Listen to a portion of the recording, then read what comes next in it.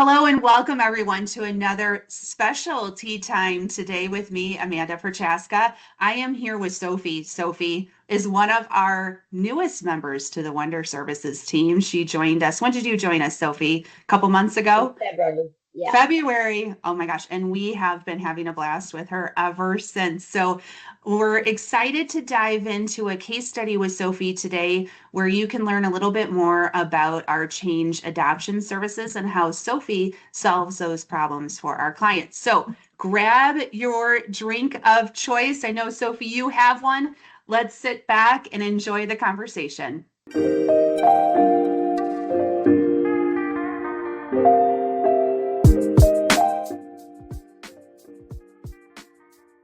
All right, Sophie, what are you drinking today?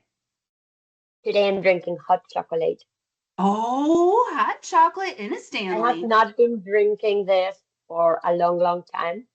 And I've been at my mother's house these days, and she offered one, and it was like, I definitely want one right now. It makes Now, me so remember like when you were a kid and you were drinking this stuff before you go to school. So I'm feeling like a kid right now. now and Sophie, just to explain, so like I'm sitting up in Vegas and it was like almost 100 degrees yesterday. Okay. And but you're drinking hot chocolate from where this morning? Right now in Argentina. Okay, and it's winter in Argentina. Yes, actually, that's the main reason. So, all right. Well, I am drinking actually, it's a coffee drink. Well, it's not a coffee drink. It is a chocolate drink that's supposed to mimic coffee. Okay. It's cocoa Interesting. beans. So, I've never and tried. I I should know definitely.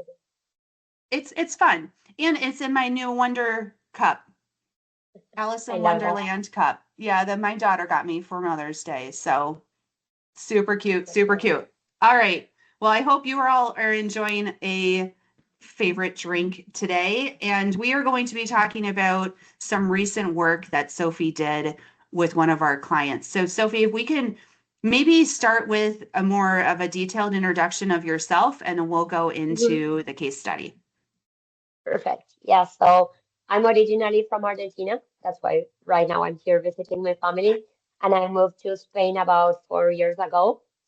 My professional journey started in various companies from multinational corporations to smaller business. But however, I often found myself like stuck in routine work, which made me feel unchallenged. So the thing was that then I started looking for some job offerings, and then I started with a major consulting firm who reached out to me with an opportunity that offered something that I have never experienced before. That it was actually constant challenges and dynamism.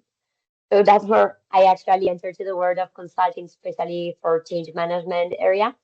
And at that time, I really had no idea what it really was entailed. Like I was embraced with the learning process, adapted quickly, and developed a lot of passion for it. But at the beginning, when people were telling me like, "Okay, what is a consulting firm?" I was like, "No idea. Like I've never worked here before, so I'm just learning on the go." So what fascinated me the most, it was like the to try to understand like the human behavior from a change management perspective. I mean, and trying to helping organizations drive change and making transitions smoother for people at all levels. Mhm. So after spending like around 6 years in this consulting firm across Argentina and Spain, I decided it was time for a change, and here's where I get to Wonder Services. Yay! And I'm really so glad and so happy I made this change. And I think that right now I'm focusing professionalizing my skills, taking various courses, trying to stay updated with new methodologies, learning different processes, and trying to embrace innovation. So I'm really happy of that change. Yeah. And you're helping us deploy new methodologies into the marketplace, which is a lot of fun too, right? Yes. Uh, and Sophie's been working behind the scenes not only with our clients, so obviously that's a huge impact that we're having, but you helped us build our brand new change management training with ISM, which we just announced our partnership with ISM last week. So Sophie's going to be leading all of that training. So if you are interested in change management, change adoption training, Sophie will be your instructor, which is super cool. And you've been helping us with our new rapid adoption enablement methodology, which is called Ray. And so she was the creator behind the scenes, work helping me work on all of that. So, Sophie, you're making a huge impact not only with our clients, but in the industry itself. So, thank you so much for doing that. So, let's talk a little bit about a case study that you've been working on, one of our client success stories. So, let's set the foundation of what the challenge was and what the project was all about. Good. One of my last recent transformation projects, I think it Hmm. was a client that is a major player in the metallurgical industry, Hmm. operating both in US and Europe. And they were actually looking to implement SAP across their operations to standardize processes, improve efficiency, and enhance data visibility. And like many large organizations, they had multiple legacy systems in place, which made data management really complex and decision making really slow.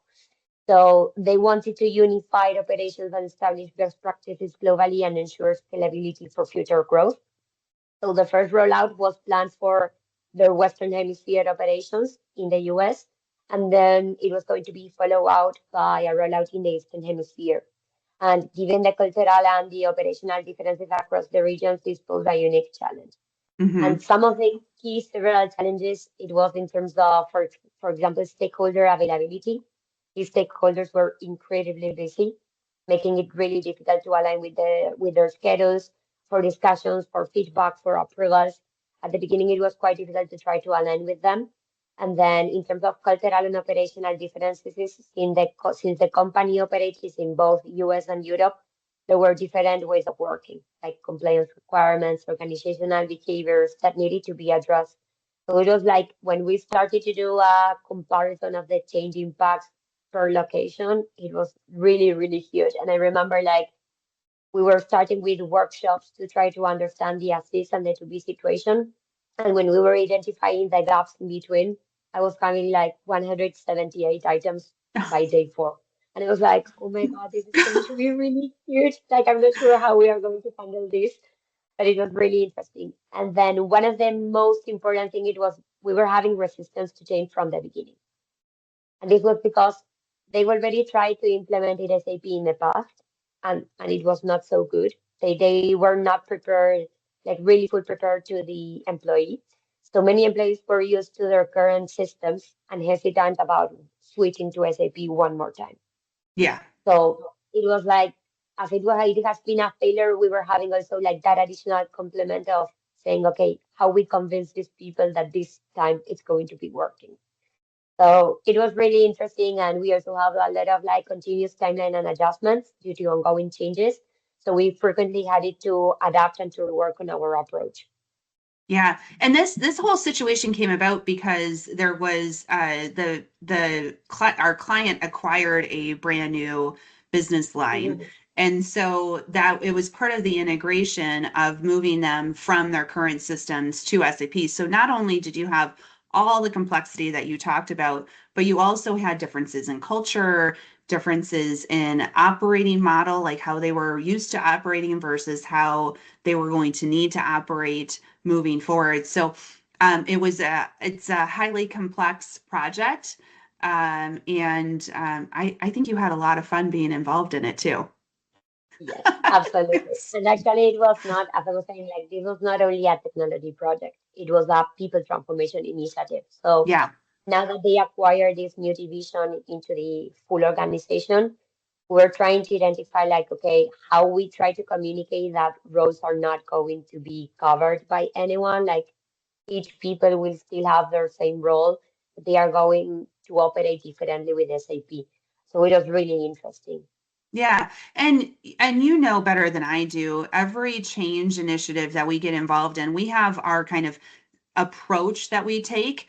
I wouldn't even call Mhm. it a playbook, right? Because every time we go into an organization, the situation's different, the culture's different, the needs are different. So, when you started diving into this particular project, what was unique about the transformation and what required you to really adapt your approach? I believe that the stakeholder engagement strategy was really different in comparison to other projects. Many Hmm. of them were like high level decision makers with packed schedules, as I was saying before, like it was really difficult to adapt with them. And we actually try to have like adaptive communication strategy. Instead of long meetings with them, we started to do like short focused check-ins and asynchronous updates. And we try to build like a really strong relationship with them and with the key influencers that they identify with the organization from the beginning. And Mhm. actually, the influencers play a really important role in helping drive engagement. And we were actually having like some sort of weekly check-ins with them. We created like a specific channels for them to provide feedback, and it was like anonymous feedback, so we were not making them to feel like they were actually feeling confident in providing all type of feedback there. So it was Yeah. really interesting. And then one of the most important thing it was that we knew that we needed to be very flexible in terms of timeline and also with the cultural differences between US and Europe. And we try to ensure the alignment while respecting local business norms. So to bridge the gap, we facilitated cross-regional collaboration and tailor our approach based on cultural sensitivities. And one of the major like complex also there that we needed to take into consideration was related to training. So Yeah. we needed to understand like it was not a traditional approach of okay, we are just having training methods and we are delivering training, but we also needed to be more flexible there, offering self-paced learning and quick interactive sessions. We also created a training hub where employees could access all the materials at any time. We also implemented a chatbot. This was really, really interesting because we trained the chatbot amazingly, like with a lot of examples, real life scenarios. And then we try to provide this chatbot was trained to answer common SAP related questions. So people typically get there and the approach, it was like more in a holistic way, considering like the client background and all the cultural differences that we were having. Oh, it's very, very interesting. I love the addition of the different technologies into the training or the training process and the change adoption processes, right? Like to be able to leverage a chatbot and train it to the uniqueness of what the organization was facing is such a powerful way to approach change. So, very, very cool work that you did there. So, let's talk a little bit about measuring change, Mhm. right? So, sometimes when we're talking to new clients, or potential clients, they're like, well, change is really soft, right? Like, and you hear those comments, but it really has a hard impact, right? Like to be Yeah. able to have these two organizations come together and not lose productivity when they switch over to SAP is a very powerful thing to do. So, how did you measure and maintain progress and Mhm. momentum throughout the project? On one hand, we started from the beginning. We have these vision and success metrics sessions. We have Hmm. different workshops within the client where we establish like what was actually their main goal throughout this project and what type of things they would like to measure, like in terms of understanding what they were expecting from our side. And then throughout the full project, we suggested also from Wonder Services different KPIs. So on one hand, we suggested that training completion rates. It was really important for them to try to see that adoption was going to be maintained.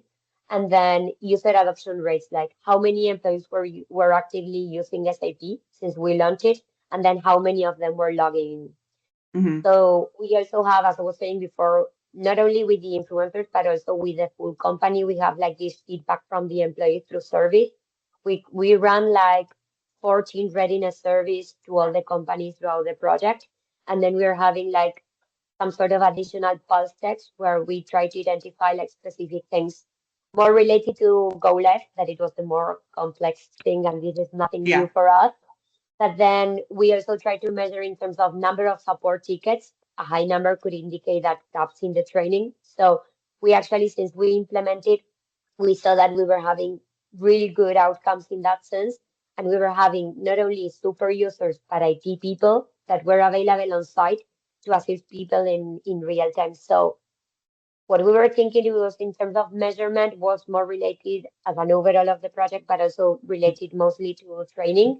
But to try to at that point when we already implemented SAP and it could lead to delay errors on the system. What we did to ensure a smooth transition, it was we have these super users and the IT team available on site, and then we closely monitor all the support tickets and incidents that Yeah. were quickly addressed. So we try to identify, and at the beginning it was more related to system issues, like some features that were not fully available. So we just needed to click on a button, put it available, and that was like quite easy.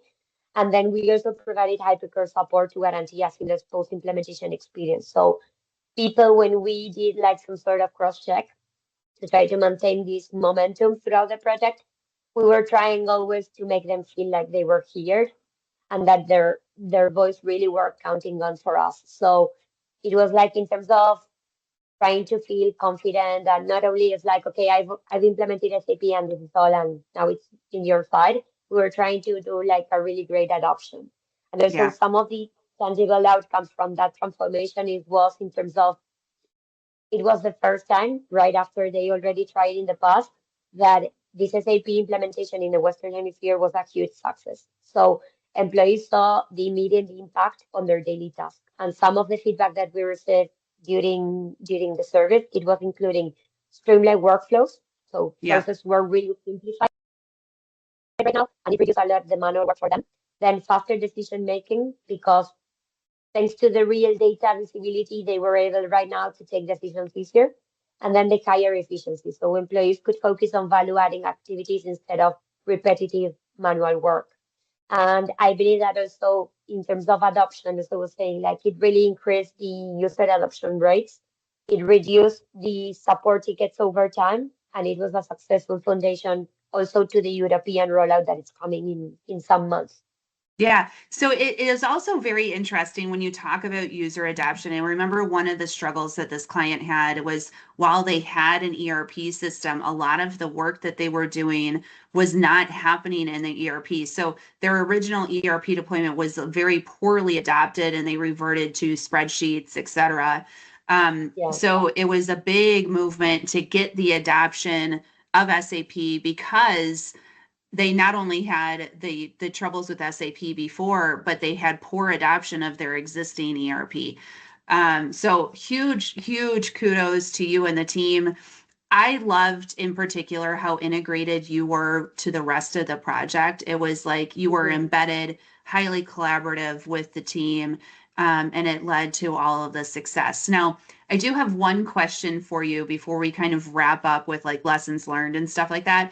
You've mentioned influencers a couple of times, and I find that that's very unique to the services that we provide at Wonder Services. Can you talk a little bit more about the role that influencers played in this particular project? And when we say influencer, what does that mean? Yes, we actually try to build like this huge collaborative network within the influencers. And when we sometimes people call it ambassadors, uh, digital adopters, influencers, like everyone Yeah. can reveal their name as they prefer. But actually, with this specific client, we decided that we were going to call influencers because of the role.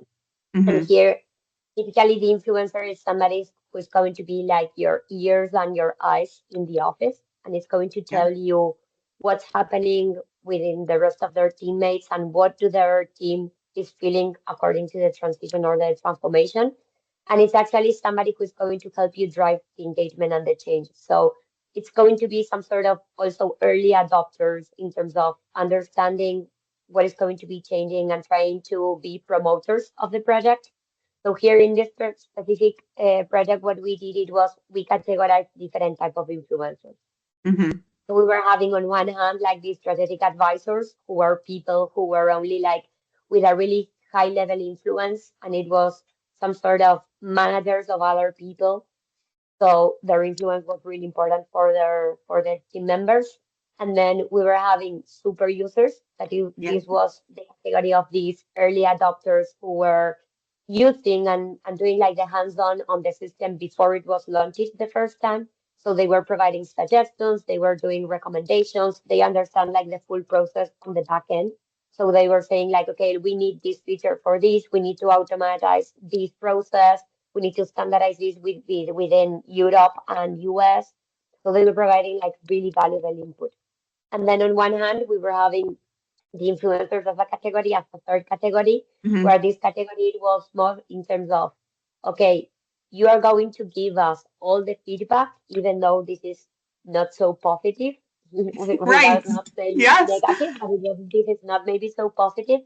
I typically like to call it constructive feedback instead of Yes. negative feedback. Because Yeah. it's actually, we need the truth from an end user perspective. We need to try to understand how to make the transition smoother and how to try to be in their shoes and making their lives simple in their daily day stuff. So it was quite important for us to try to have like the real feedback. And as I was saying before, we, together with the main stakeholders, they identified these categories and then they started to pull out a list, not only for the US, but also for the Eastern Hemisphere perspective. And we were having, like, for both hemispheres, we were having a list of 10 to 12 influencers within the three categories. Hmm. And then we do like some sort of bi-weekly check-ins with them where we started to get feedback in terms of communication. It was really helpful with them because it was like, Yes. okay, are we over communicating or are we not communicating that much? Like, do people know which are the main benefits of this? Do people know when we are starting with the training capacitations? Do people know when hypercare period is and who's going to be their point of contact for the specific process? So it was quite interesting in that sense to align with them. And as I was saying, they are like partners with us. Oh, We need to yeah. try to align with these people. They are not like, okay, you're not providing good feedback. No, it's constructive feedback. So if we are not communicating right in terms of when we are starting with hypercare, I will take out this outcome and create a new communication, being more visual, having a really good impact and send out with people. So that is what we actually did from an influencer perspective. Oh, it's such a powerful way to approach change, right? Absolutely. Because we talk about this all the time with our clients, but it's one thing to communicate out or try to say what the benefits are, but until you understand how people are interpreting what you're communicating through that feedback, then you don't know if it's landing, you don't know if it's confusing. Like we've had one where we communicate and we're like, this is so good. This Yeah. communication, like the way that the leader presented it in the town hall was spot on. And then we had influencers come back to us and they had like a million more questions, which is great, right? It had nothing, it just spurred thought. So it wasn't even like it was negative feedback about what happened. It was like, oh, now I get it. Now I have 100 more questions that I have Exactly. because of it. So it's this really great way to engage the organization. All right, Sophie, you do amazing work. Let's talk about some of like a key lesson learned from this project because I think you already went through a lot of the outcomes. Let's talk about a lesson learned. Lessons learned. I believe there's a lot, but I would say that something that I keep in my mind is reinforcing the concept that change is not just about processes and technology, and it's Yeah. about people. And actually, the other day that I was also having a conversation with Zach, that is another member from Wonder Services, you know him. Yes, Um, I do we were having actually. a conversation about change management and how we try to understand change management from which perspective. And I was saying that for me, change management means people and the human side. And it's not only Yes. like in terms of transition or transformation or implementation, it's more about the people. So even the best system implementation will fail if people don't embrace it. You now need to understand that every project you need to try to prioritize like early stakeholder alignment and engagement for sure. I think that that's like one key lesson in terms of getting buy-in from the start. It makes a really huge Mhm. difference. Then the continuous feedback loops, not only with these influencers, but also with the stakeholders and with the end users, trying to have like regular check-ins, help to identify concerns before they becoming major roadblocks. So sometimes it's better to try to be like one step before Yeah. than having there then just as a risk. And then I would say that An additional key lesson should be making change as easy as possible for end users. So, Yeah. as I was saying before, trying to think from their perspective, trying to make it simple to make a smooth transitions. So, whether it should be like through better communication or more intuitive training or additional support tools like chatbots, you can try to think on a successful transformation. It's not only about delivering a project, it's about creating a positive experience that encourages people to increase the adoption and also for long-term success. Ah, you're amazing. Okay. To close out this wonderful conversation, I'm going to throw you a curveball here. You Sure. you love to travel. Is that correct? Yeah. I mean, that's Yes. one thing that I've learned about you out of getting to know you. Where are you traveling next? Other than going back to Spain, where are you traveling next? Um, I'm thinking because we are having a lot of weddings No. in the next couple of months, but most of them are inside of Spain, not in Madrid, but around Spain. But um, we were thinking to do a special trip. We are not sure if it's going to be possible to do it in August of this year, but we would like to go to Costa Rica. Ooh, So it's actually on yes. the other way where we are going to be in Madrid in 2 days. But it seems that it has a lot of beach. It has a lot of really good vibes. We have some Mhm. friends living there, and we also have really good waves to catch. So I believe that it's going to be more like a surfing trip for me this time. But we do not have anything organized so far. We are considering different options. The other alternative it was Dolomites in Italy, Okay, but it yes. also has like a lot of trekkings and outside activities with nature. But we are still defining. We do not have our summer Okay. vacation planned yet. All right. Well, we're gonna have to check in with you again on another tea time to see where you head off to next. Absolutely, yes. Okay. Well, cheers to everyone. Thank you so much for listening with us today. Thank you, Sophie, for being our special guest today and doing an amazing work with our clients and in the industry of change. We love having you on the team and we love having you all here too. So if you hit subscribe and like, we would really appreciate it so you can stay connected with us for all of the tea times. We love bringing these to you to share our knowledge and learnings of the change world and procurement along the way. So cheers, Sophie. Thank you. Thank you so much, Amanda.